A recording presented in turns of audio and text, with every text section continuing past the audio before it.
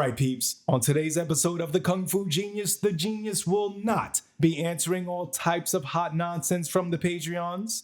Lots of gems. Lots of controversial interviews coming your way. Lots of, I am about to fight a boxing champion from 3 different weight classes. Who should I pick to train me? Let's get to it. And every day, I practice martial arts. Yo, Dre, how you doing, man? Oh, Sifu, I am good. Yeah, are you sure? You didn't look too good when you stumbled in here this morning. I'm hungover without being hungover. That's right. You're just high on life. Is that what it is? That's why you have to drink some of my world famous Cuban espresso. Lot of life last night. Yeah, I hope that espresso there will do you right. That will, it's already kicking in. Yeah, that'll put hair on your teeth. About to kick in my king of the kicker. So anyway, for today's episode, we're going to do something a little bit different, although we have done it before. Oh, so a majority of the episodes where we're here at our table are Ask Me Anything episodes, where we answer questions from our Patreon supporters. AMA.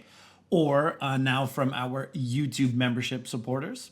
They can also ask us questions at a certain tier and above.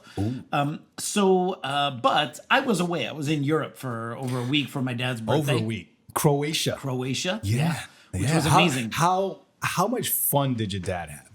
He had such a great time. Necessarily care about how much fun you had. I know you had fun, but your dad was the most important factor. How much fun did he have? Nah, he had a great time, and it was like a family reunion. Yeah. So the whole German side of the family was there. Yeah, it was great. It was great. Love it. No, we had a really good time, and I had actually talked about doing a Wing Chun, like a week-long ITC, but instead of, the ITC is the intensive training camps, which we got the next one coming up at the end of June. Oh, yeah. I don't teach them outside of my school in New York City, but starting next year, I want to start doing ITC-like events outside of New York. So we call them the ITC Plus. The plus just means you have to travel to go there. Plus. Because it's more or less the same format as what I would do in New York. Yeah. So we're looking to do an ITC Plus maybe in Croatia next year because it was just so nice there, like kind of a resort type thing. You know what I mean? Where you go on we have some little remote island or something, and then we'll get like a group rate on the hotel and do a week long of training like we do here in New York, just at somewhere nicer, right? Fun, and I'm also thinking that perhaps if we do another Hong Kong tour next year for 2025, then maybe I'll do either an ITC in Hong Kong, right? An ITC Plus in Hong Kong, or maybe we do it at another Asian location, and maybe, I don't know, Bali or Thailand. What about or something Macau? Like that, right? Not Macau? I think if you're going to go to Macau, I think for the ambiance of Wing Chun, Hong Kong is probably better. Yeah. If we're going to go anywhere not Hong Kong and Asia, it should be like Thailand or Bali or somewhere exotic, you know what I mean? I remember we went to Hong Kong. We were going to make a pit stop in Bali, but we didn't. That was the original plan. It's just always difficult to coordinate large groups of people. It was something with the weather. We can go to Macau anyway, not for ITC. We don't have to go for Wing Chun related things. Man. I mean, yeah, like he needs special permission to go to Macau. Yeah, right? You just go to Macau. Just go. Yeah, absolutely. Get on a boat and go. Yep, that's and gamble. What's up. That is what's up. So what I decided, because normally since I was away in Europe, I didn't have a chance to ask the Patreons, what topics do you want me to discuss? And, if I don't ask my Patreons, they're not, the people don't wake up the first thing in the morning as a Patreon supporter and go, oh, I need to write in a suggestion for the KFG. Well, but why not though? Because our Patreons, unlike us, have actual lives, and so I have to get on them. Like, hey guys, I need some questions or whatever. Okay. Sometimes they send me some stuff, right? Yeah. So since I was gone, I didn't ask the Patreons anything. Since you've been gone. Exactly. Since you've been gone. Jesus. So so what I decided to do is to do kind of like a discussion episode like we used to do in the past. Plus, there's a bunch of follow-up stuff from previous episodes. Oh yeah. That we need to follow up on, and it's kind of like one of these kind of house cleaning episodes where we just shoot the shit Spring cleaning. and talk about talk about what's been Throw going shit out. on in the podcast and everything lately, right? Yeah. So before we get started, just a reminder that the best way to support the Kung Fu Genius is on Patreon. Patreon.com/the Kung Fu Genius for as little as $5 a month, which is that coffee you're drinking is worth way more than that.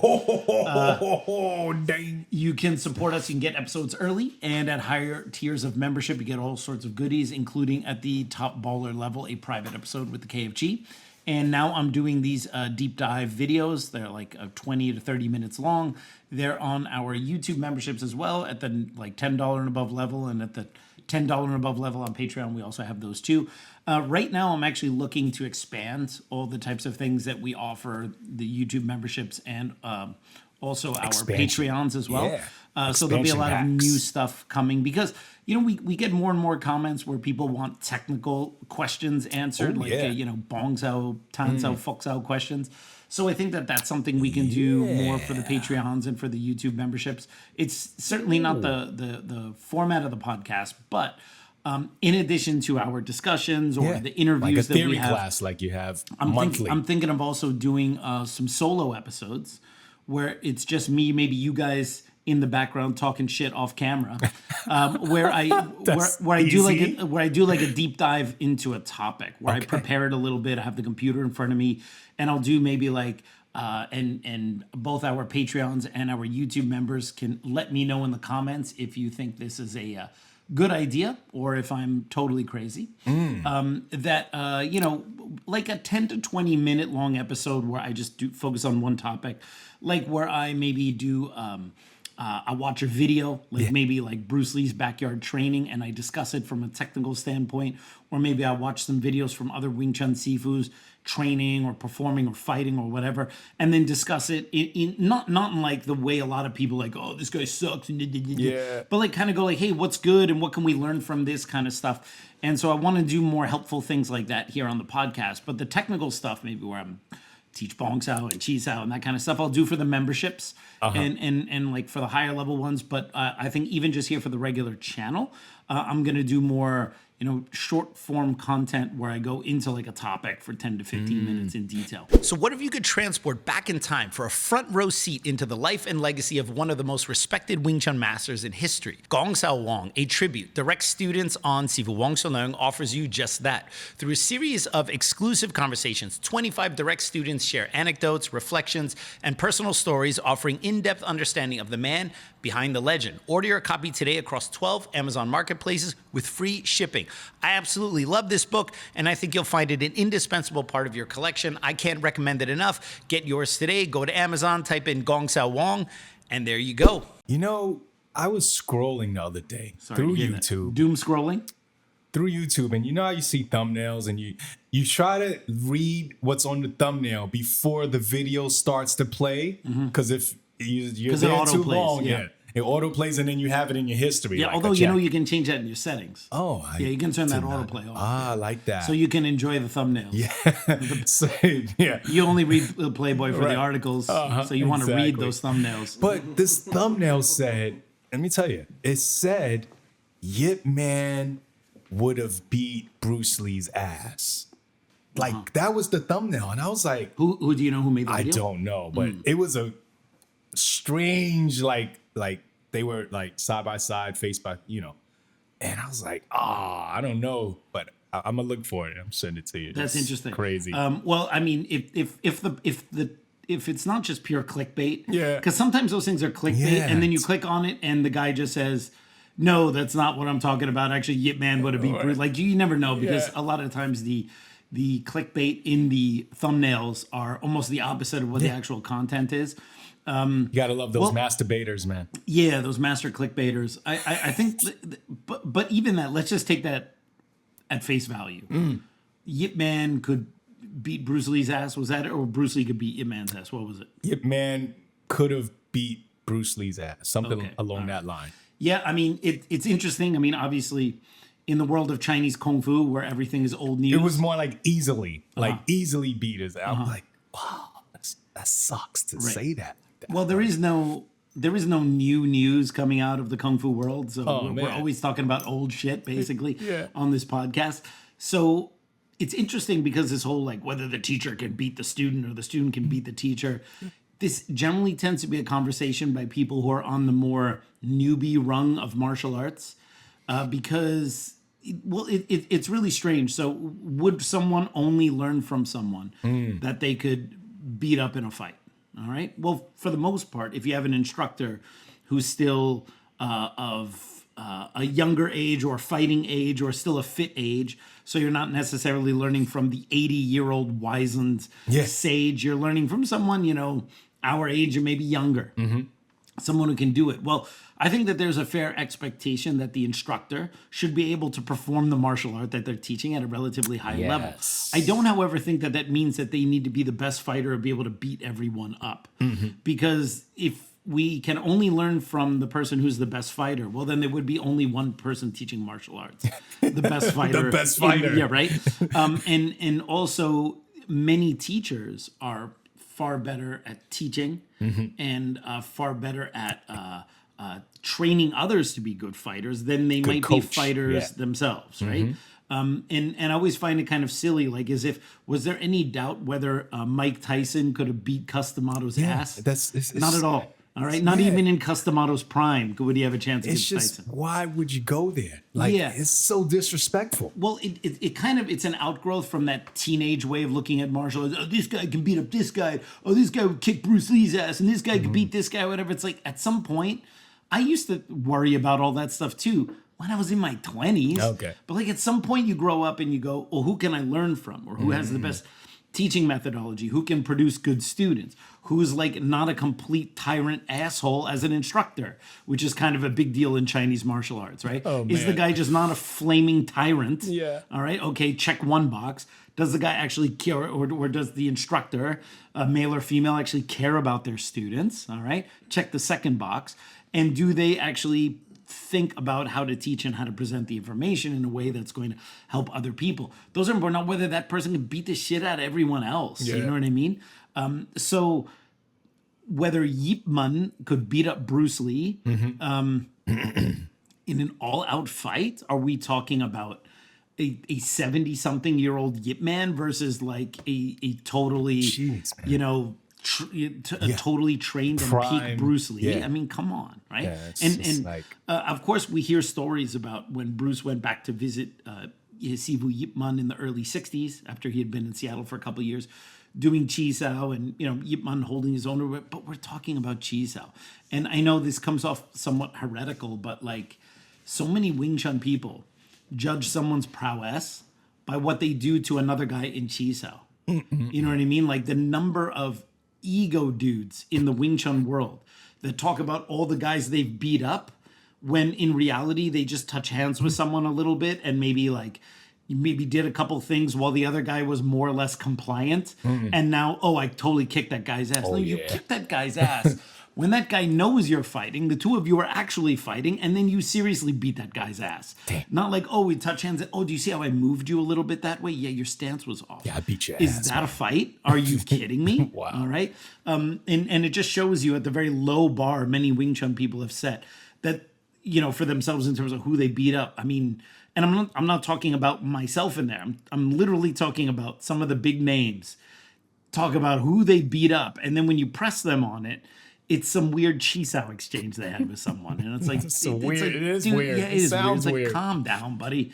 You like Icky hands. Just focus on not teaching sticky and hands. improving. You don't have to tell me how many guys you can beat up, and then when we press it, it's a Chi-Sao thing. And then when we press that further, they showed up to your school and you were showing them a couple things about your program. Yeah. And now you've spun that into you beat them up, which then gets spun into, I kicked that person's ass in all-out combat in a death match with signatures at the bottom. I mean, It's like, calm down, all right? There's a very famous Wing Chun encyclopedia out there who I met him two or three times. And the number of famous people he told me that either he could totally beat up or that he had beat up, although apparently no one else was there to see it. And this guy videos everything. He doesn't have videos of these things. You start to go like, okay, sure, all right. And then these are the same people who would dare laugh at someone like Ashida Kim. Damn. It's like, at least he puts his bullshit out there in public. You just say it when no one is around. Yeah, you know what I mean? Like, I mean, come on. But is Ashida Kim like a tyrannical, like, you know, like instructor? Because if he's not, I think I'm going to go and learn from him. Possible. I mean, he only lives about an hour away from our man Topher. That's right. You know, that other Wing Chun guy, our boy Topher. He lives that close to Topher? Yeah, he texted us last night. He was like, yo, you know, like, was it like about an hour away or something? Yeah, it's like an hour away. Yeah, so you should go. Has Topher met him? No, He should. I don't think you can. How can you find Ashida Kim? He's a master of invisibility. You're right. Yeah, You're right. Only John Cena's been seen less. Oh, God. No. Why? Why'd you do that? Can I be totally honest here? What? You made that joke in the text chain last night. I don't get it. I don't know the John Cena thing. Okay. Oh, wow. Yeah. Yeah, so it's a... Even she knows it. So when he was a wrestler, his thing right before his finishing move, and because no one can see me do it, so I'm going to have Dre do it again, but he would go, you can't see me. Like that, right? So now every time you see it on Instagram all the time, every time you see a picture of John Cena, it's like someone going, hey, I took a picture with John Cena today. All the comments are always like, wow, where is he? Yeah. Yeah. I got it. Yeah, for whatever reason, I just never got into fake fighting. How dare you? How dare you? I never got into pretend wrestling. Professional wrestling is the only real fighting. Everything else is rigged. It is the supreme art form. It really is. It's an art form. Okay. Yeah, it's incredible. I'll agree with you there. I just It's don't watch not it. So whenever they're pro wrestling, fighting. whenever they're pro wrestling references, I'm always like the one who's kind of, yeah, totally, yeah. I can smell what the Rock's cooking. Yeah, totally. Man, oh man. Yeah. Oh, by the way, so I did a poll on our Patreon page. Oh yeah. And what is this poll?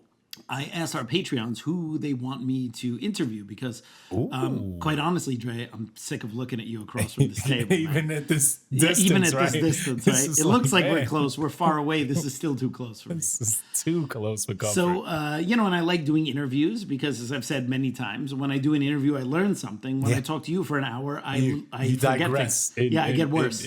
Right. What was the word that he tried to say today?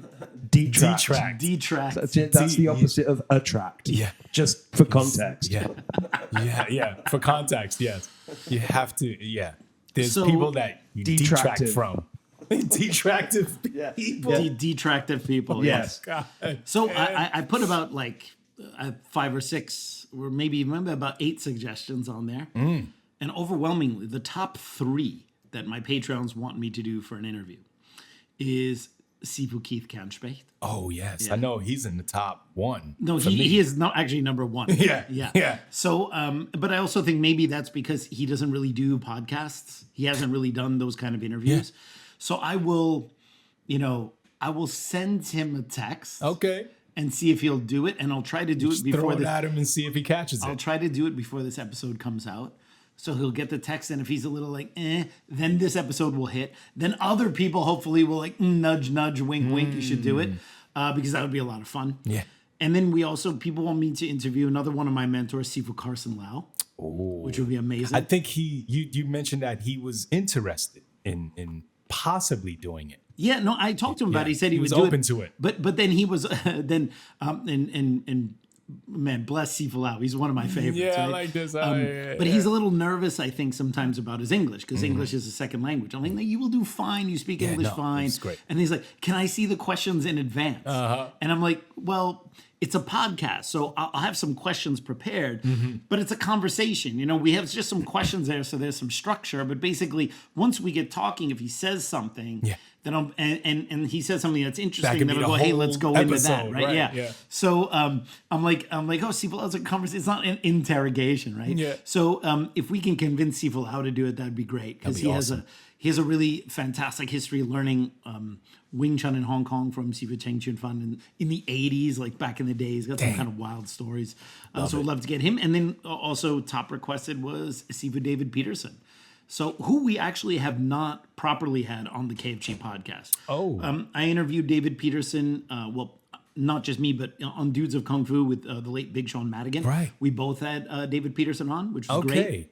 Yeah. I remember I was in Florida when we did that. It was funny because we did it over Zoom or whatever, Right. or Google Meets or whatever. And did I say Meets? Google Meets. Google Meets. We have the Google Meets. We have the Google Meets. All right. So, and I remember for that episode was the first time I ever talked to David Peterson. And it was before I had a chance to meet him when I was in Hong Kong with Antonio in 2017. I was in Miami. Yeah. Big Sean was in Staten Island, and David Peterson was at his home in Malaysia. So we were like, it was truly an international thing. And then during the virus of unknown origins period of our lives, I interviewed Sifu David Peterson, but it was like before we started the KFG podcast, right? And I was just doing some rando videos on this channel, which, by the way, if you guys want, which you should be subscribed to the KFG podcast channel. If you go way back to the videos like before even season 1, I have a couple of those. I talked about the fake form, the kunto, and don't call yourself Dai Sifu, right? And the not so complicated, not so complicated Kung Fu family tree, the super classics. Yeah, if you ever want to know about Sifu, Si-Heng, Si-Gong, those terms, I have like a video that lays that all out. And I had a little interview with Sifu David Peterson. We talked a little bit about his Sifu and Wing Chun and movies and stuff. Yeah. So we should have him on properly. So those are the top 3. I also put Peter Lorge on there, who wrote a fantastic book about Chinese martial arts history. And I would like to get him on because it's a topic we've been discussing more and more lately.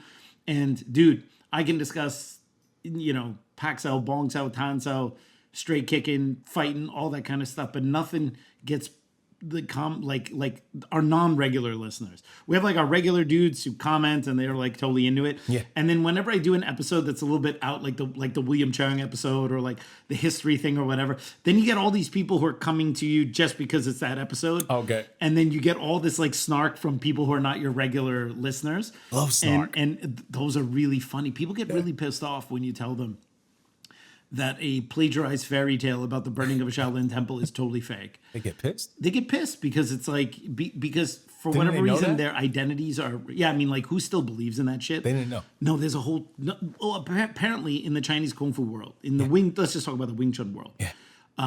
There are many people who think that the whole Moy Yim Wing Chun story and the burning of the five, I was going to say the burning of the 5 elders. Burning of the 5 burning of the elders. Shaolin temple was, that's like fact.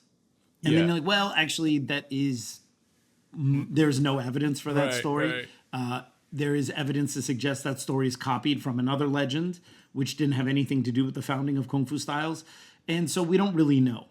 And one of the things that I've been studying lately through all my historical studies and learning about historical methodology is a common trend when it comes to things like, well, let's say in Chinese martial arts, which mirror some of the same trends you have in a lot of religions. And that is founders and the first generations of these cults and styles and systems and whatever, religions, whatever, will generally tend to backdate their origin stories to make them seem much older.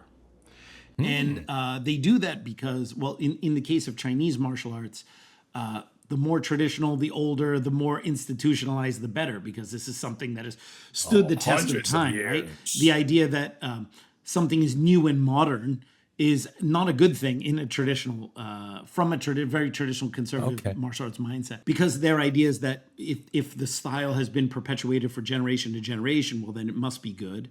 And, they don't talk about whether it's been improved generation to generation. They just think that it's longevity. The fact that it still exists is a good thing. Whereas the trend in martial arts in general is, hey, it either works or it doesn't. And when something doesn't work, you got to get rid of it. You got to improve it. You got to do something better. And this is very far from the traditional mindset, because a lot of those who practice, let's just talk about Wing Chun here, believe that the traditional, authentic classical style is all you need.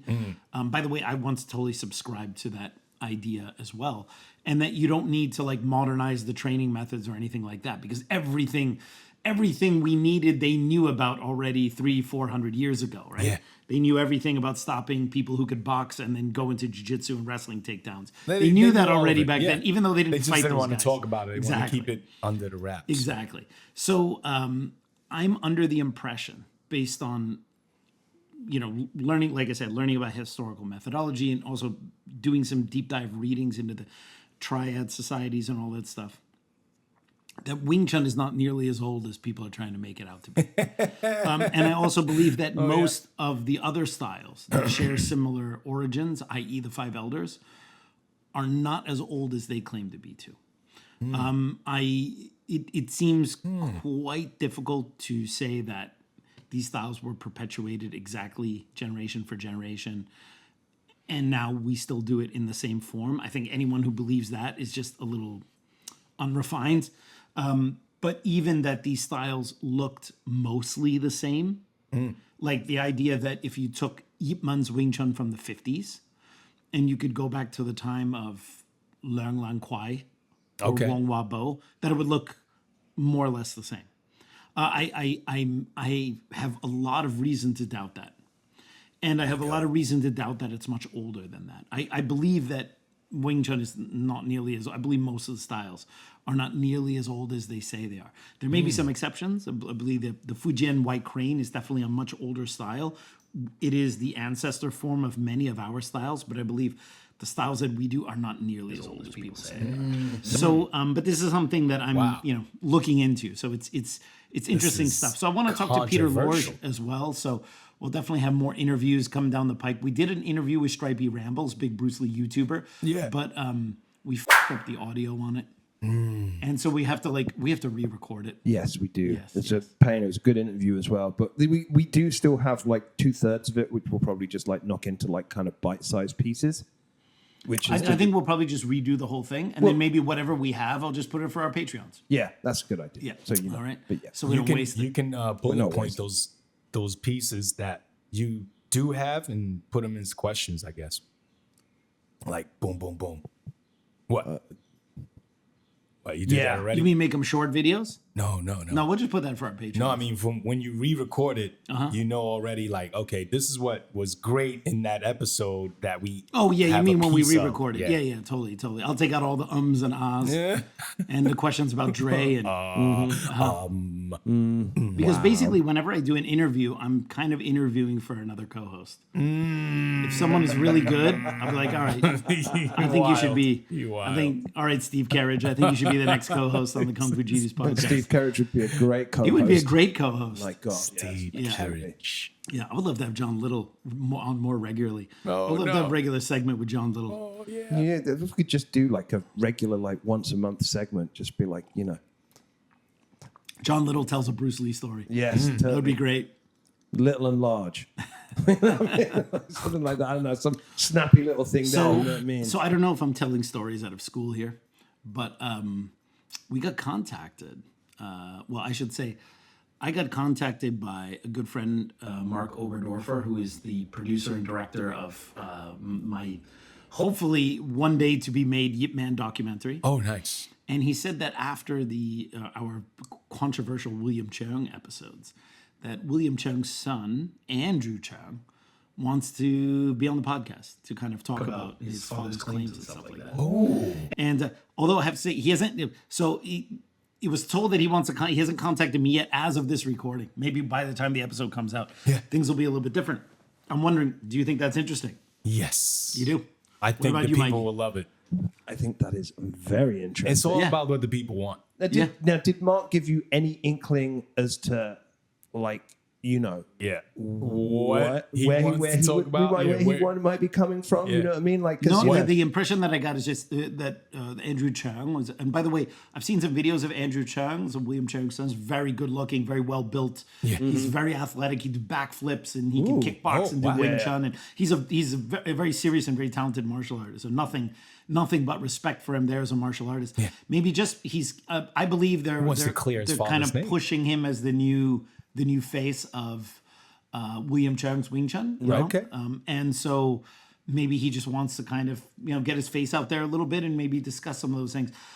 It sounded like it was more just kind of a very cordial thing. I mean, I did try my best in that episode to just talk about the facts as I see them, and when people say like facts. We say like there's no evidence to substantiate any of William Cheung's claims. Right. That doesn't mean wasn't a good fighter. That doesn't mean his style is no good. It doesn't mean any of that. It doesn't mean any of that stuff. It just means that if you are not indoctrinated in the William Cheung lore, you have no reason to believe it. Right.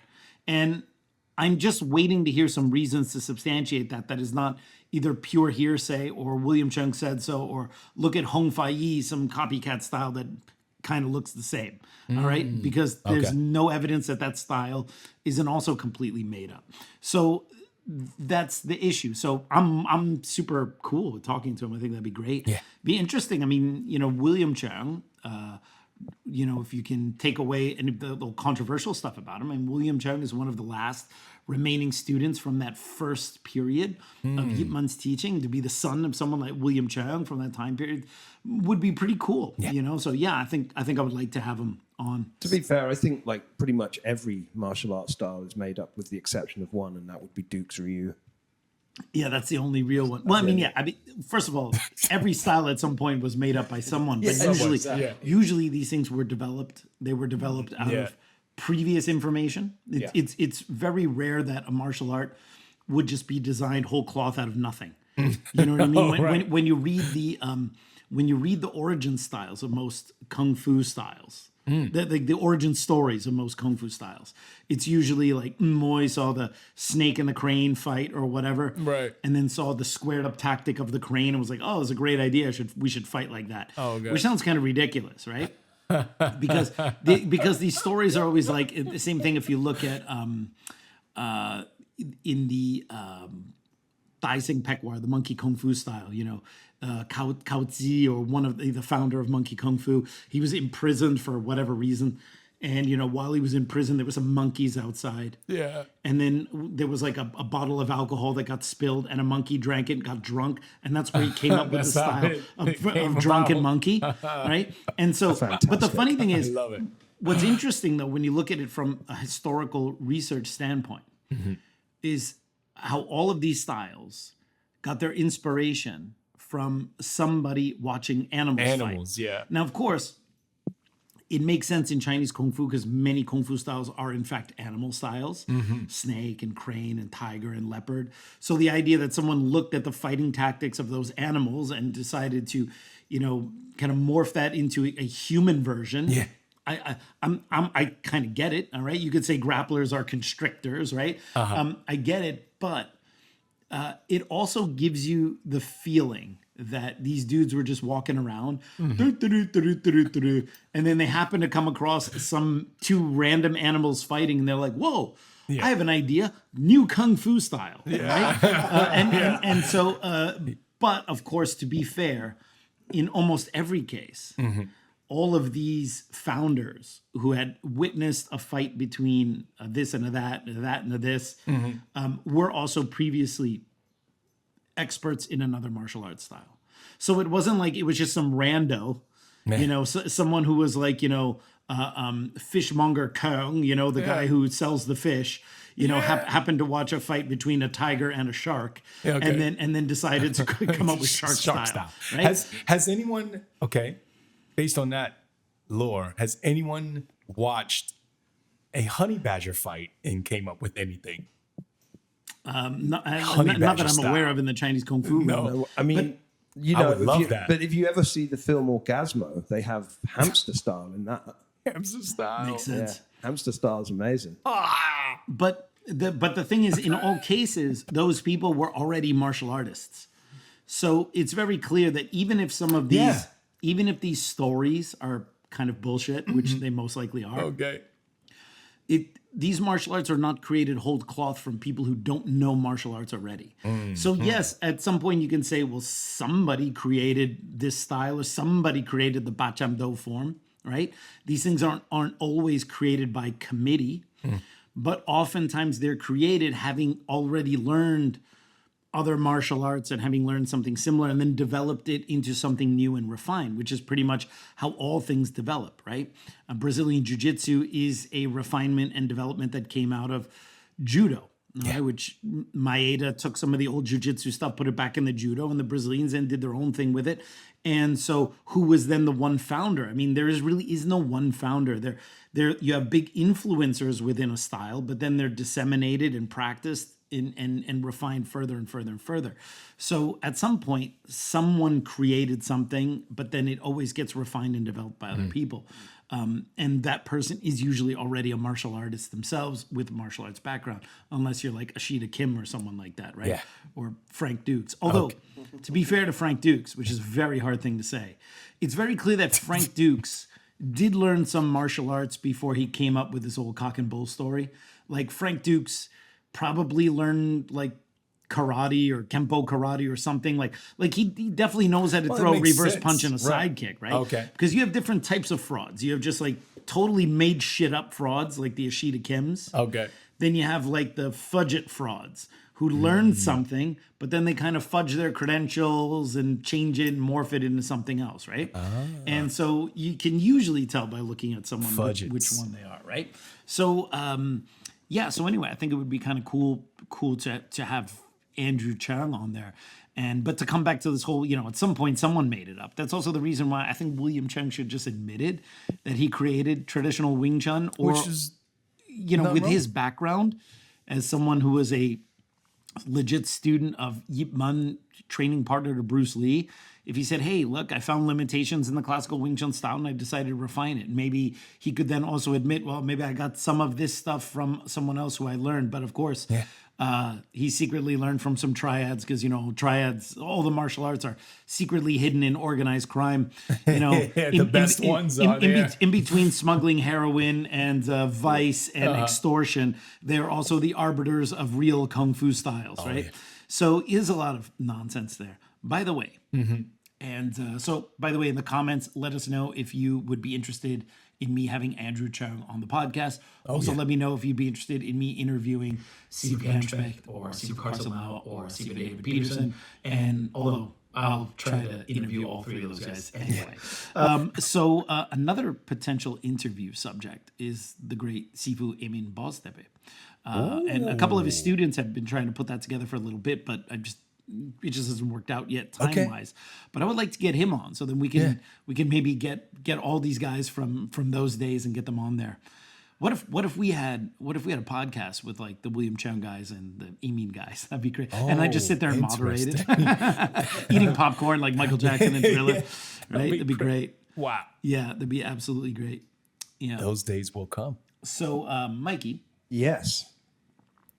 speaking of Ashida Kim. Oh, yeah. And your silky, saucy voice. Oh, yeah. We have, on a previous episode, had you read an excerpt from the mighty and award-winning ninja book from the award-winning ninja author Ashida Kim. It's called The Amorous Adventures of Ashida Kim. Basically, it's his sex stories. Yeah. And you have that amazing voice, that Silky ability to smooth. speak in RP, as they say in your country. Absolutely. Received pronunciation. Yes. It's audio chocolate. Audio chocolate, right? By the way, when I was in Croatia last week for my dad's birthday, one of my German You've cousins... seen Ashida Kim? No, close. Okay. One of my German cousins, she is married to a Brit. And by the way, he was trying to get me to drink the whole time, which was amazing. Yeah, that sounds about Because right.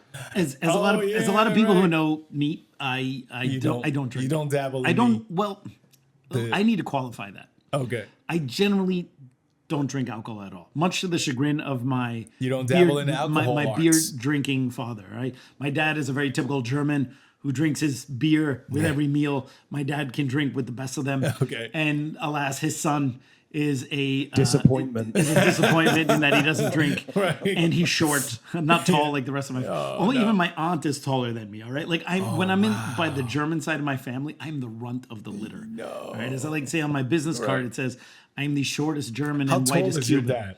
My dad's 6'2", Okay. Damn. and I had my cousin Flory in there. He's 6'4". Okay. All right, so I'm like, It's like, I'm just man, a manlet. what the all right, hell? next to all these just Germans, right?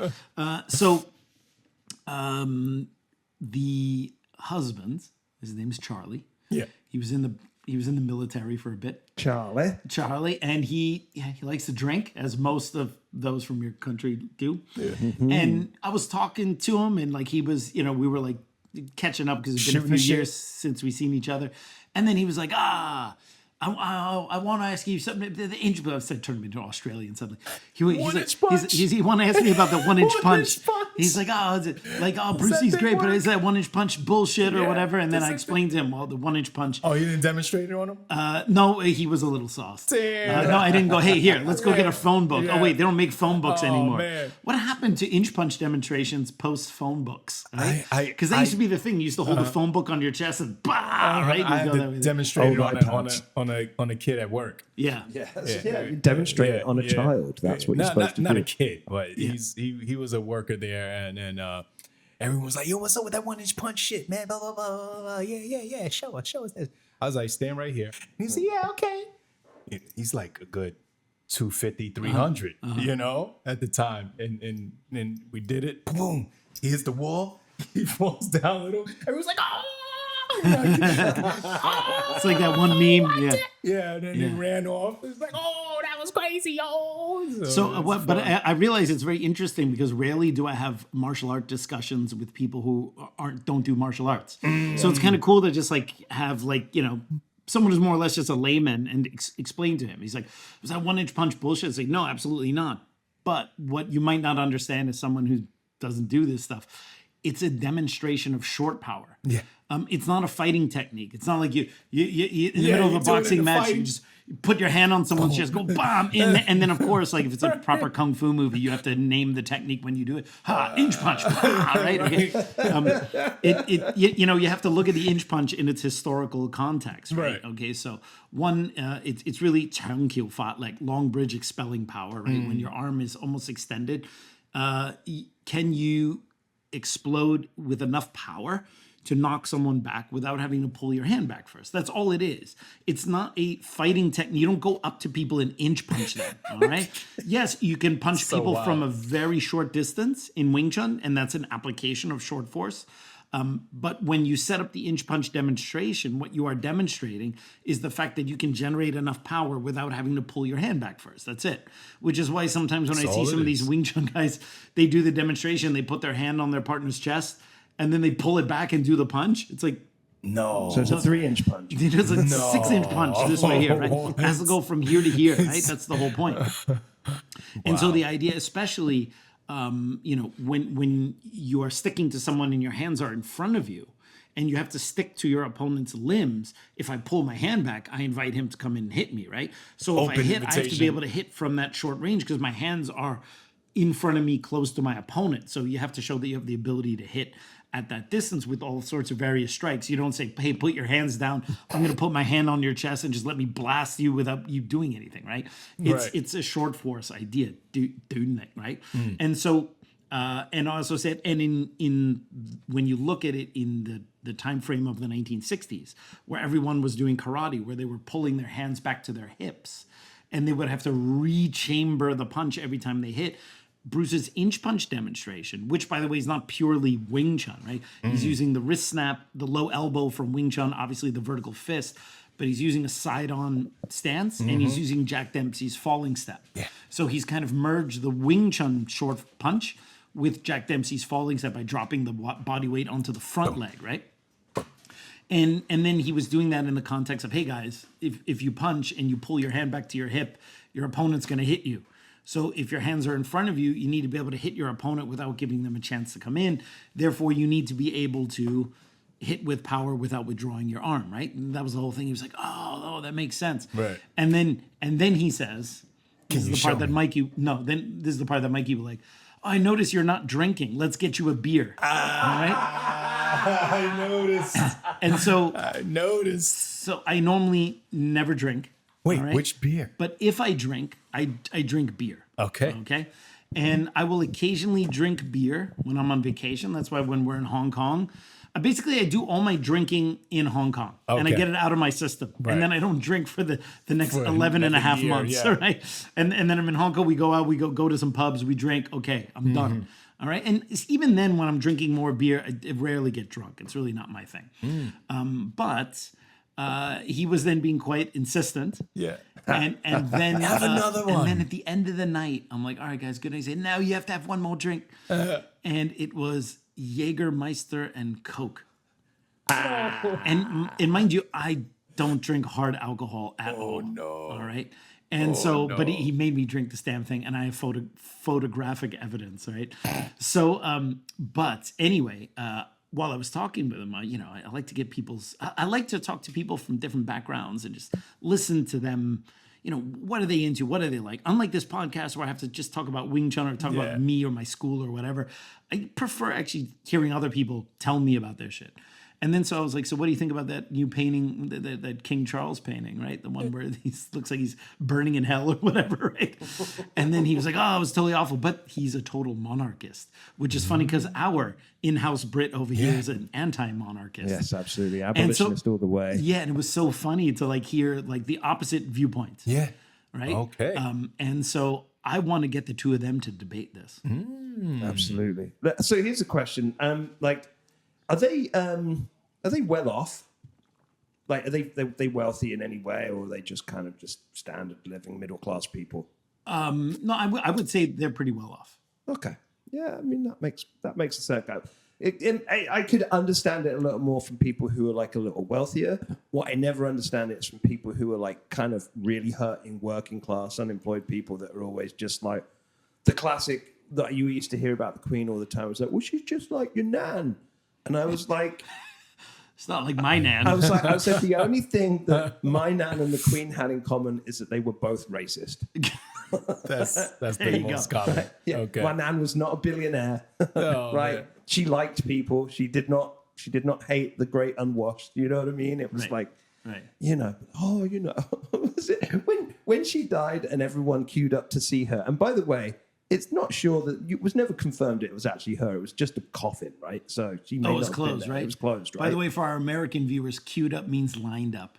Yes, there you go, right? Yeah. So, and interviewing people, there was this one classic interview of this couple who was saying, while standing next to their 6 and 9-year-olds, that this was the best thing that they'd ever done in their whole lives ever. Crazy. Absolutely crazy. Those poor kids are like, what? Whoa. Even better than having us? Yes. Wow. Yes, absolutely. The best thing ever. 13 hours in a queue. So anyway, the long introduction aside, I think it's about time you read another excerpt from The Amorous Adventures of Ashida Kim. And while you're doing that, I'm going to go grab a book from the other room because I have one more thing to talk about before we're out of here today after the glorious continuation of the adventures. Amorous Adventures of Ashida Kim. Fantastic.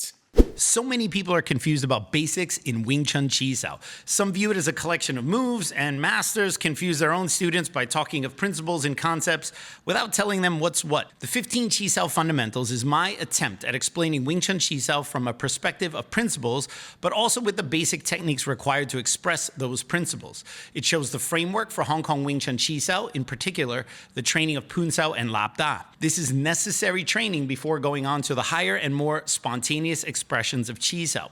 Right now, if you use the code KFG Chi Sao, you can get a signed copy of my book for the price of the unsigned one. Click on the link in the description below and use the code KFG Chi Sao at checkout to get a signed copy of this full-color, over 230-page manual on the vital foundational training exercise of Wing Chun. This offer is good while supplies last, so get yours today. Hi. I didn't see you there. Did. So let's hope that he gets a little more amorous this week.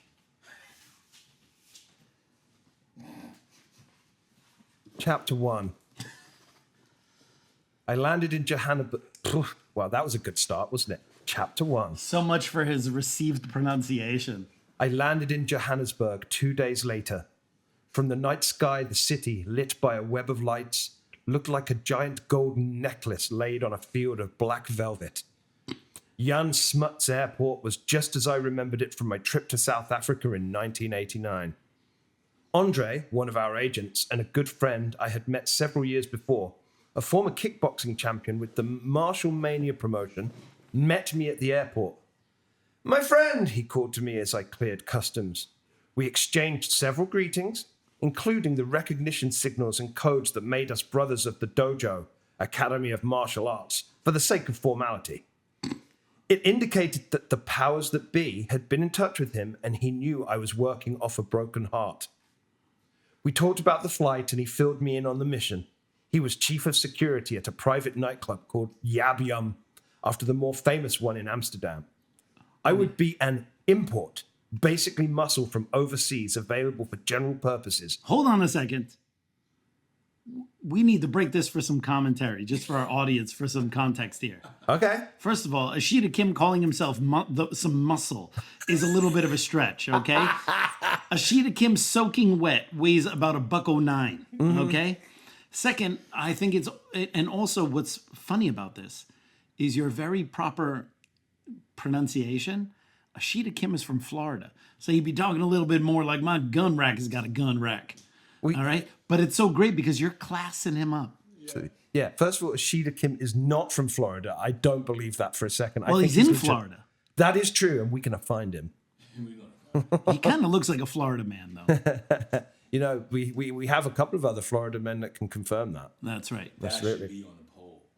So, the front was the Warlord's Motorcycle Club, of which he was a member, as evidenced by a tattoo on the back of his left shoulder. Since I had eaten on the plane, a peculiar meat patty shaped like chicken, but tasting like fish owing to the fish meal fed to South African chickens, but tasty, we went straight on to work. That might be one of the clunkiest paragraphs I've ever read, by the way. Hold on, I'm just not to interrupt you, but this is fucking gold here. I just looked up Ashida Kim's real name. It's Gary something, isn't it? Do you know what his real name is? Radford William Davis. Radford William Davis, you devil! Born in Florida sometime in 1948. Sometime in 1948. So he's the same age as my dad. Wow. Man, we're going to find him. He's still got skills. All right. Gotta do an Ashida Kim interview. So we shook hands all around as Andre entered the office. A plush forward room of a large pooled and characteristically of South Africa fenced and gated mansion. The door jamb was splintered a bit from where the police had raided the place the night before. Everyone was a little tense, but some took me as the solution to such problems. The handshake was a normal grip, shift to a brotherhood grip, then back to normal. It could be done quickly in public and not arouse suspicion, much like the signs and codes of the Polestar score. Accents were noticeable, mostly British or German descent. One of the 5 or so assembled, 2 were Afrikaners born and raised in the country. They also spoke Afrikaans, the native language, and several native dialects by virtue of compulsory military service fighting terrorists along the border. Okay, is there any amorous adventures coming up? I don't know. Or at least some fights. Can you fast forward to some action? Yes. Because this clunky shit is killing me. It's killing me too. All right, get to like a fight or something. All right. Oh, wait. Before we try and get to a fight, we have the etymology of Ashida Kim's name here. Really? Yes. The true history of his name. Apparently so. So here we go. The water was delivered and passed through the door by an attractive young black girl dressed as a housekeeper, poured into the cooker and set to boil. So, Kim, asked James, one of the guests of the evening, as opposed to one of the regulars named. That is kind of a Japanese name, but you don't look Japanese. Where are you from? I come from the East, I replied. He looked for a deeper answer. The East Coast. Yes, exactly. From the States, America, he smiled. I thought I picked up that accent, but I can't tell from which part. I could have told him it didn't matter which part, or if he had responded to my from the East statement by asking to where I was going. Oh my God, sorry, I'm getting hints of Dumb and Dumber. Oh my God. That's a lovely accent you have there. What is it, Tampa? Oh, you're Australian. Okay, instead I elected to tell him the tale of how I had become to be known as Ashida Kim. Oh my God, here comes, wow, this is crazy. Here we go. We moved around a lot when I was a kid. My dad was in the army. He signed up in the Texas Knee-Side Brigade during the war. My mum was American, so I never really developed a regional accent. But Kim isn't normally a Japanese name, he continued. Short for Kimitake, easier for the round eyes to pronounce, I smiled. Easier for the round eyes to pronounce. Wow. That makes sense. And in Japanese, ashi means foot and da means big. It's a nickname I picked up when I used to go to karate tournaments because I used a lot of kicks compared to most of the guys. Wait, so he's saying Ashida means Bigfoot? Yeah. All right, hold on. All right, you keep going. I'm going to try to Google this. So what's your real name? Teruo, I answered, tiring of the interrogations. Kids used to tease me and call me Fairy Terry when I was a kid. I paused, having caught the attention of the group, until I learned how to kick their asses. I smiled broadly and everyone else joined in. All right, so it looks like there's a lot of tea drinking here. Yeah. Okay, so of course, look, I'm not the Japanese genius, but I just threw it into Google. Now, I know that Japanese has different phonetic systems, and they obviously have their own words for it. And I know that this is not correct in terms of what Ashida Kim is saying. But I just typed in Bigfoot in Google Translate and put in Japanese, and it gave the phoneticized version, which is Bigofuto. So very, very, very, very Japanese. All right. Man. How about this? Yeah, I'm going to have to read through this a little more before we get to anything amorous, because he's really big on the exposition. Okay, so why don't you just scan forward, and then when you start seeing like the word boob or something like that, then you know you're getting to the real life exploits of. And also in this, he claims to be some kind of secret agent. Yes, that's why he's over there. And then he's the muscle because he's like a $109. No one would hire Ashida Kim to be a muscle for a toddler wrestling event. I know, right? Was that the death touch you use on him? Did you press a point on his neck when you put your arm around him? How do you do that? The martial artists in the crew were vaguely aware of my several books on ninjutsu, although most practiced other styles. Naturally, I took all the credit possible, then reminded them that we still had to carry this guide to the gate. So he just death touched somebody. Yeah, but I like how he said, naturally, I had to take the credit. What? What does that even mean? You taught it to yourself or what? Naturally, I had to take the credit because I used what kind of nonsense is that? Yeah, he's currently still talking to chicks, but he's not. Look, come over here. Come over here. Hand the book to me. Yeah, I think you've read this more than I have. Well, I read it a long time ago, and every time I would just open a random page. There was some like horny stuff going on. Maybe I think you have to do it from the second half of the book. Hold on. Now I wanted him to be more amorous. I thought we were going to read the whole thing together, but it's clunky. We're not going to read this whole thing. It's a bunch of hot nonsense. It's just making shit up, all right? He's the muscle. Get out of here, all right?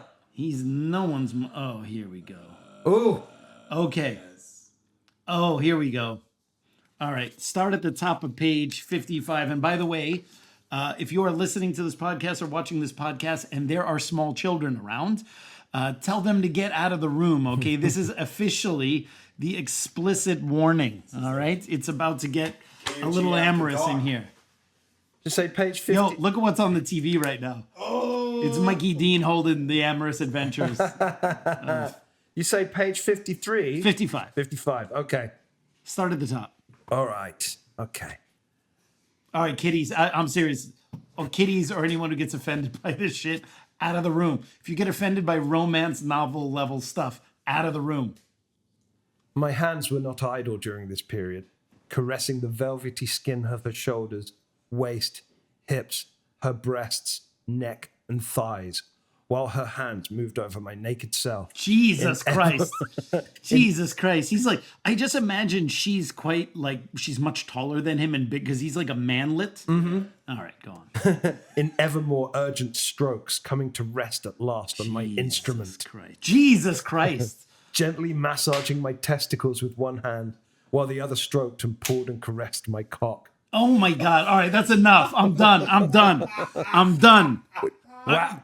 I'm done, all right? But it gets so much better. I had long ago spread the moistness of her pubic mound. Okay, done.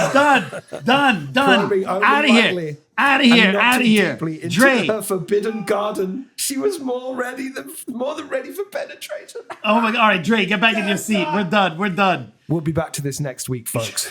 For the climax. Oh, there was a climax. All right, Dre, get back there. Jesus Christ. I think we just lost all of our subscribers in one fell swoop. We gained a few more.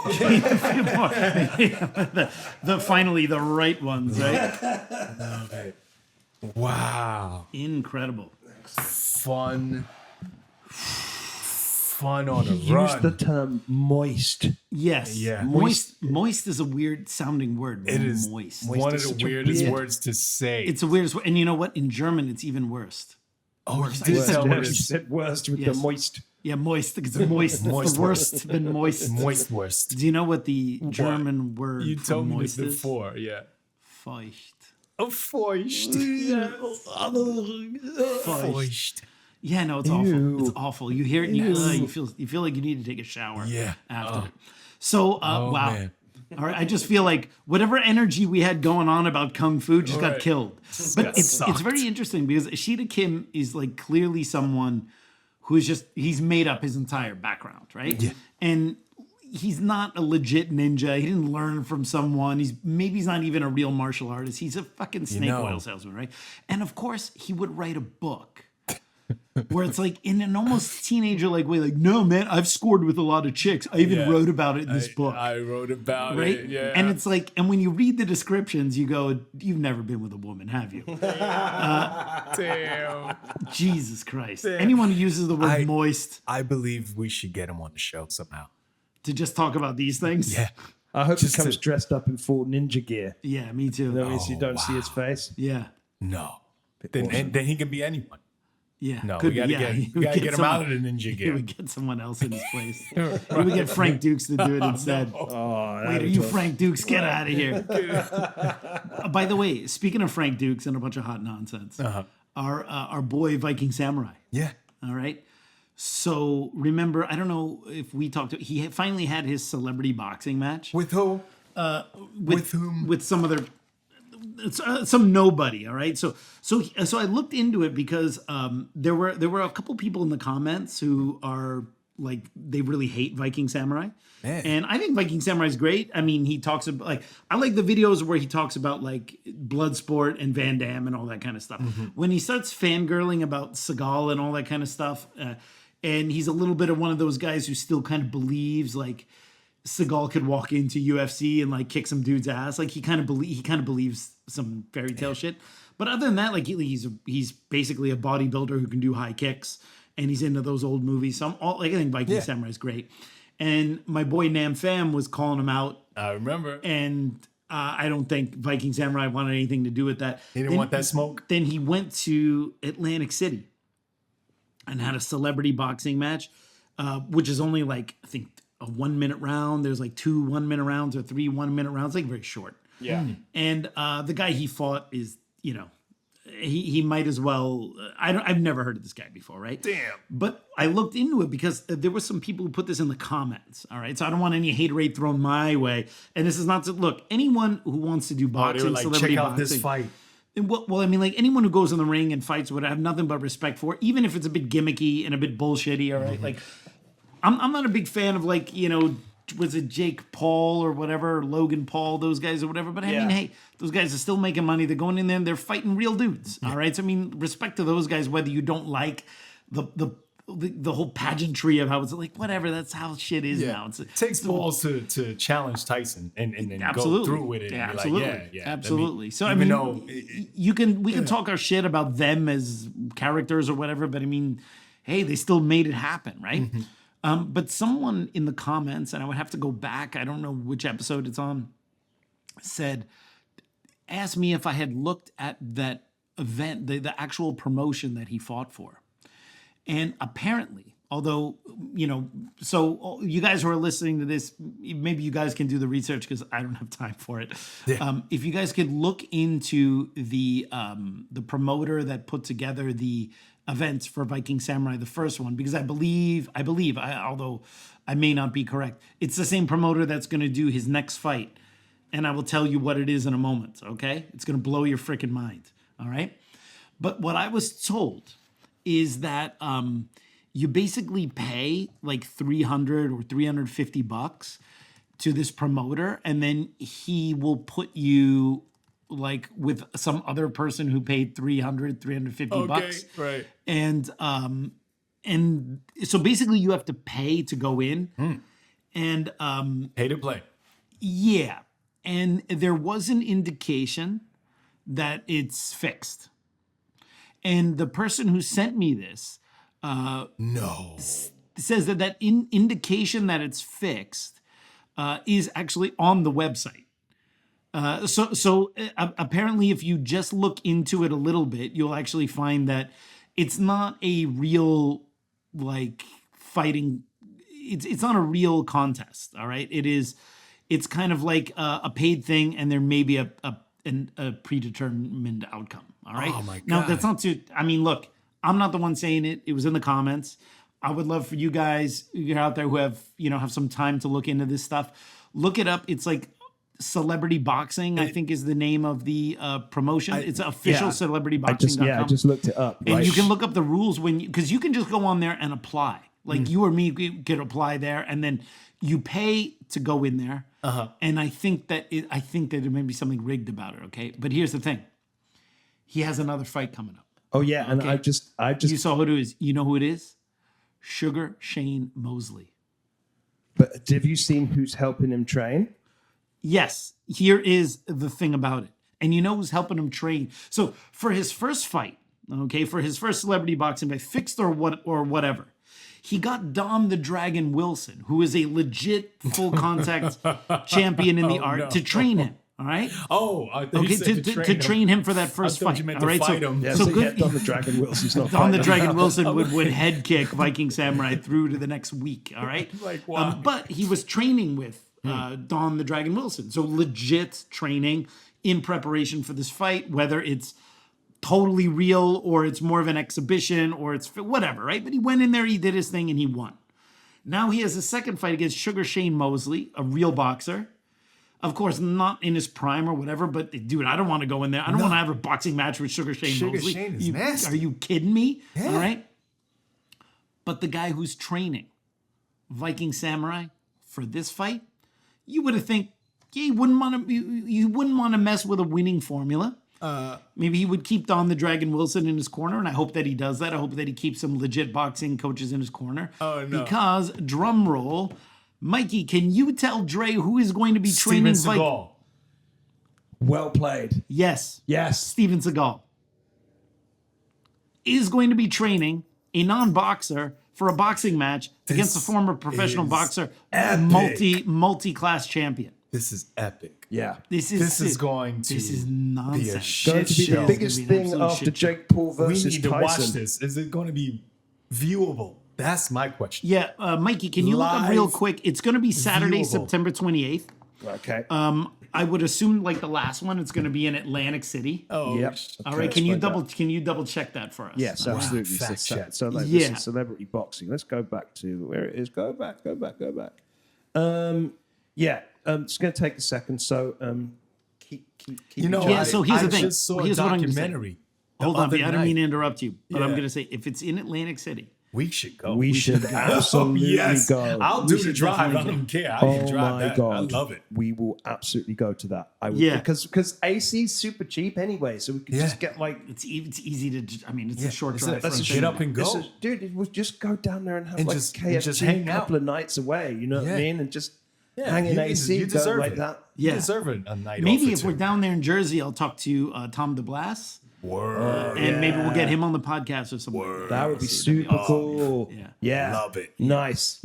All right. I was watching a documentary the other night, and it was about a former Jets football player, New York Jets, that went in. He literally, I'm retiring to be a boxer, and he hooked up with this like wannabe Don King guy. That, oh my God, this guy was fixing all his fights because he wanted him to speed him up to get a championship fight with George Foreman.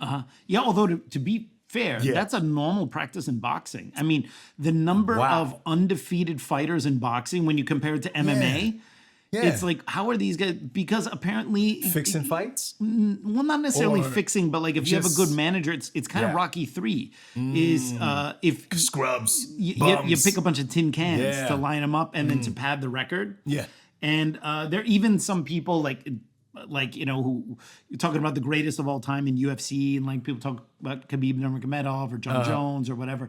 And Khabib, who didn't defend the belt as many times as some other people have in MMA, but there's even and Khabib, I think, is one of the best. I mean, what are you going to do against his wrestling? I legitimately think he's pound for pound one of the best to ever do it. Yeah. But when you look at some of the people in his record, like pre-UFC, he wasn't fighting the people with the most stellar records. Bums. Now, of course, I don't know if they're bums. I mean, you still got to go through them. You still got to beat them. But still, that's a normal thing, normal thing. especially in Normal boxing. Okay. To pad a fighter's records. I don't know if those fixing is different than just lining up a bunch of tin cans that you know your boy can beat up. Right.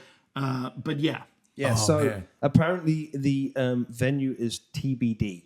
So, TBD. Yeah, they haven't picked a venue TBD. for like that. The next one though, there's one obviously without Viking Samurai on June the 8th, and it's Riddick Bowe, Winky Wright, and Buster Douglas. For the same celebrity boxing Yeah. thing? And who are they fighting? Like, I think they're just Stripey all- Rambles? That's an AC. I think it's an AC. I think they were just fighting each other. Like it's like Winky Like just like Wright old retired versus- boxers beating Yeah. each other up? Buster Yeah. Douglas versus Rinky Wright. and Jeez. Riddick Bowe as well. You know what I mean? Riddick Bowe is in the card. Yeah, Wow. I love Riddick Bowe back in What the day. date is this? What about Trevor Burbick? You know, Sorry, too soon. you know the funny Bad joke, sorry. You know the funny thing is, I happened to yesterday go into one of those YouTube holes about Mike Tyson. Yes. And was just like, I've seen there's one video that literally just does every one of his knockouts. So it's Yeah. like about There's so 45 many of minutes, those, and right? it's just like. But this one went into a bit of deep dive into all of his fights. Okay. And like the one where he beats the fuck out of Mitch Green is just fantastic because I didn't realize Mitch Green Picked was like him a apart, legit yeah. like gang leader. Yeah, yeah, You yeah. know what Mitch I mean? Green was a classic. But then, funny they one. also showed the Trevor Burbick one, and I was like, oh. And I was like, and every time I was watching it, I was like, man, even as a boxer, I would be like, why am I going to the ring with this guy? He's just, Mike Tyson was terrifying.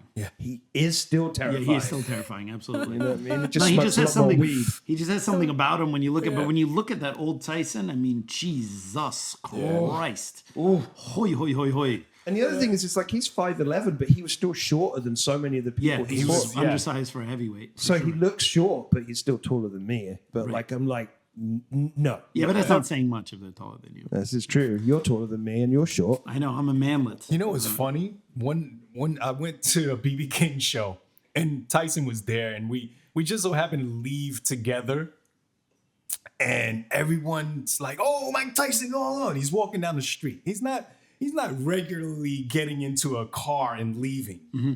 He's walking down the street towards like 7th Avenue, and what's crazy is I get sucked into this like bubble. So I'm literally walking side by side next to Mike Tyson because I'm going the same direction. Oh. And this is so strange, but it looks like we're together in some like crowd as we're Wow. walking. It was like, this is odd. You're Tyson But this is security. here was so funny. I It was so random. had a weird thing like that once. Do you remember David Blaine, that dude who does the Love those David bullshit Blaine. stomps, Yeah, I right? met him years ago. He's One fucking time he was awesome. in Lincoln Center, and then he was underwater for like a week. Yeah. Do you remember that Yeah, one? absolutely. Right? And then so I happened to be in that area. This is maybe 2005 or something like that, right? And I was in that area of the West Side, and then I was like, oh right. I'm like, isn't David Blaine there? So I just went there just to go see him, and there he was, this big like round bubble, like glass bubble, and he was in there, and Yeah, he it was was- like looked at him, and he's just like chilling, right? His skin peeling off and shit because he's been in there for days, like itching. It must be awful, right? And then. I'm like looking at him and I'm like kind of checking him out up close, and then suddenly I hear a bunch of cameras snapping, like paparazzi shit, right?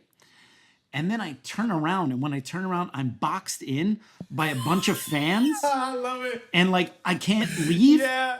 and like there's a wall of like just people, Right. like fans or whatever, like next to me, so I can't go here. Oh, God. So then I go to move to the right, and when I look, it's Courtney Cox and her husband at that time, that Arquette David guy, Arquette. David Yes. Arquette, and they were there, and they're all taking photos of them. You're in the photos. And so I'm right next to her, and I'm like between a wall of people and them, and I can't go past them because of the photo. And I'm like stuck. and I just had to stand there like an idiot while I get photos and go like, I just came to look and go, and I was trapped. Crazy, man. Some New York shit. Anyway, before we go, Yeah. I wanted to do a quick follow-up on, we did an episode a few weeks ago about Yip Man's real fights. And I read some of those old fights from the Wing Chun Kung book, some of those anecdotal fights. By the way, it was a couple of interesting comments from, because it's very difficult to piece all of these things together. Some students of Yip Man may have some stories and in more detail than others. And so I really appreciate the comments when people actually know something and then they say something interesting in the comments. And the whole story about him stopping the gun, where he put his fingers and stopped it. Apparently that happened when he was young before he became a police officer. That wasn't one of his police officer stories. And the story was it was a cheap Chinese pistol, which is why he was able to grab it and break it or whatever, right? So anyway, that was kind of interesting. So that because when I explained the story, at least in the context of the way I read it, it made it seem like that was during his time as a cop, and apparently, well, at least according to this one person, who the hell knows if any of this shit is true anyway, happened when he was like younger, right? Okay.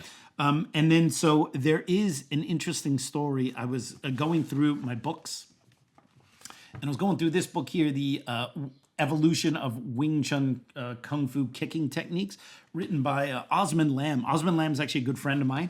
Okay. Whenever I have a chance in Hong Kong to see him, Osmond he's a lawyer. And he speaks that like really educated British English, like it was very erudite Hong Kong. Like he's one of those guys where it's like English is his second language, and he speaks it better than I do, and you're just like, fuck, dude, I'm such an idiot. And I always love talking like Wing Chun and martial arts with him. And he has this great book now. Although the title seems to be talking about kicking techniques, it actually is a very thorough history of like the Wing Chun fights and the full contact fights. And I've actually quoted this book before back in season 1 when we talked about some of the rooftop fights. I actually got some of the information about some of the Wong Sun Leung stuff in here. And I was just looking through it today, and it actually came across a supposed kind of Yip Man, not a fight, but like a thing that he had with like another Sifu, right? So I just wanted to read it real quick as kind of a follow-up to the other episode. So here we go. And it talks a little bit about how Grandmaster Yip Man would often let his students go and challenge some of the other guys to, test out their Wing Chun skills, particularly in the early period where he was trying to make a name for himself. So here this begins. Wong Sun Leung's student, Leung Woon Chung, wrote on his website relating what Pang Gam Fat, another student of Yip Man, told him. So this is told to a student of Wong Sun Leung by a student of Yip Man, all right? And it's also funny because it writes, "Hey, fat, since you started studying with me, have you fought outside?" It's quoting Yip Man, obviously translated into English. And actually should be fat, but when it's written with one A, it's like, "Hey, fat," right? Hey, fat. Since you started studying with me, have you fought outside? So this is a question that Yip Man asked the student, Pang Gam Fat. And he says, "No, Uncle Man. Well, you really should find someone to fight." All right? And then he's kind of looking at him perplexed. And then Yip Man purportedly said, "If you don't try out your skills, how the hell do you know that I'm not cheating you of your money?" Right. All right, which is kind of cool, right? Love that logic. So then Leung Woon Chung wrote that even when Grandmaster Yip Man sparred with other masters, now note the word here is sparred. We're not talking about, don't forget, Yip Man was already quite old when he came to Hong Kong. So there's a difference between a Chi-Sao match, a sparring match, and a fight, okay? I just want to make that clear because in the Wing Chun world, these things are conflated. It says that when Grandmaster Yip Man sparred with other masters, he did this in a friendly way and did not hurt the feelings of his opponent. He stated that Pang Gam Fat wrote that once Yip Man heard that there was someone in Hong Kong who taught Yun Kei-san's Guangzhou Wing Chun boxing. Yun Kei-san was a friend of Yip Man in Fatzan who taught another style of Wing Chun, but the two of them were close. There are people that speculate that they trained together or that Yip Man got some of the stuff from him or he got some of the stuff from Yip Man or whatever. He took several students. So Yip Man took several students to visit this new Wing Chun school. This was a friendly visit and not a test. And he introduced himself very politely, and both masters showed a few moves and sparred, but did not go as far as fighting. After he left, Yip Man told his students that although this Wing Chun branch was a little different from his Wing Chun, it was authentic Wing Chun. So that's interesting, outside of the whole fighting thing, that Yip Man was not one of these guys, at least according to this story. It's like, my Wing Chun is the best, F the rest. Okay. That he could look at other styles of Wing Chun and say that they were also authentic, something that Yip Man's own students are incapable of. Hell, Yip Man's own students don't even say that about their own classmates, let alone someone from the U.S.A. style or whatever, right? Okay. Which is kind of cool to hear that about Yip Man. And I discovered that Wing Chun teacher was Guo Wan Peng. I'm reading the transliterations here, not the characters, who was a student of Sam Leung. He opened a Guangzhou Wing Chun school in Shanghai Street, and it was through Inspector Tang Sang that he had the opportunity to meet Yip Man, and I often read many Guangzhou and Fujian Wing Chun masters maintain that theirs is the only orthodox and authentic Wing Chun, and I think these masters lack the magnanimity of Yip Man, which is true. It's actually what I just said, that, you know, whether they're from Fujian style or mainland style or whatever, it's their Wing Chun is the only one. And here was Yip Man very clearly saying that another style of Wing Chun was also authentic, which I think is, I like those kind of stories because they give you a little bit of insight, whether they're true or not. I mean, it doesn't seem that there's any reason for this person, this student of Wong Sun Leung, to lie about this. Of course, we don't know. These are still second and third hand stories. But if it's true, it definitely speaks for the fact that Yip Man was a little more open than many of his own students. And that's all I got to say about that. All right, everyone. Well, I hope you enjoyed that episode of the Kung Fu Genius. As always, don't forget to subscribe to the Kung Fu Genius. Hit that bell for notifications. Support us on Patreon. And as always, I'll see you guys next time. Word is I'm a kung fu genius. Technique speaks for me, not lineage. Forget Jet Li, cause I'm the one. Many call me Sifu, but to you I'm Seagal. And I produce masters. You surpassed us. Your kung fu stiffer than corpse and caskets. City Wing Chun is the house I built. Violate the gate and your blood gets spilt. Alex, Richter, always the victor. Bam! Are we recording audio? All right, everyone. Well, I hope you enjoyed that episode of the Kung Fu Genius. As always, don't forget to subscribe to the Kung Fu Genius. Hit that bell for notifications. And don't forget to... Fuck. I haven't done this in a while. All right, everyone. Well, God, I'm rusty. You know what it is? I'm still jet lagged from the European trip. It's that Jaeger and Coke, It's that Jaeger. Yeah. All right, peeps. On today's episode of the Kung Fu Genius, the genius will not be answering anything, man. And it begins. All right, peeps. On today's episode of the Kung Fu Genius, the genius will not be answering questions from the Patreons. Lots of gems, lots of controversial.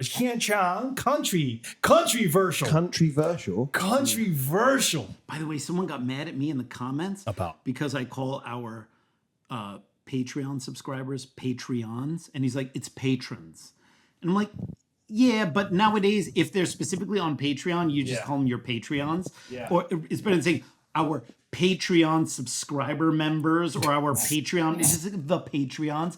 Because if I just say our patrons, that's a very generic thing where people are like, how are those people supporting us? Our Patreons. People know, and whether that's the accepted one. So I'm like, all right, okay, boomer. And I just did it as a joke because I'm also a fucking boomer, more or less. And he got super upset, which is the most boomer thing to get upset about. All right, peeps. All right, peeps. Get it out. We gotta get it out. All right, peeps. On today's episode of the Kung Fu Genius, the genius will not be answering all sorts of questions from the Patreons. All right, peeps. On today's episode of the Kung Fu Genius, the genius will not be answering all sorts of hot nonsense from the Patreons. Lots of gems, lots of controversial topics coming your way. Interviews. Yeah, danke doodle. The genius will not be answering hot topics. Lots of gems, lots of chantrial. What's a contrial? It's a collection of patrons. The genius will be... All right, peeps. On today's episode of the Kung Fu, the genius will not be answering any controversial hot nonsense from the Patreons. No. Lots of controversial interviews, lots of gems, lots of controversial interviews coming your way. Lots of, I'm about to fight a champion from 3 different weight classes. Who should I pick to train me? Let's get to it. All right. What do you think? You didn't mention it was a boxing champion. Yeah. All right, peeps. On today's episode of the Kung Fu Genius, the genius will be answering all snot. Lots of controversial interviews. Lots of I am about to fight a champion from 3 different weight classes. No. Yeah. Well played. Well played. Crazy. Hey.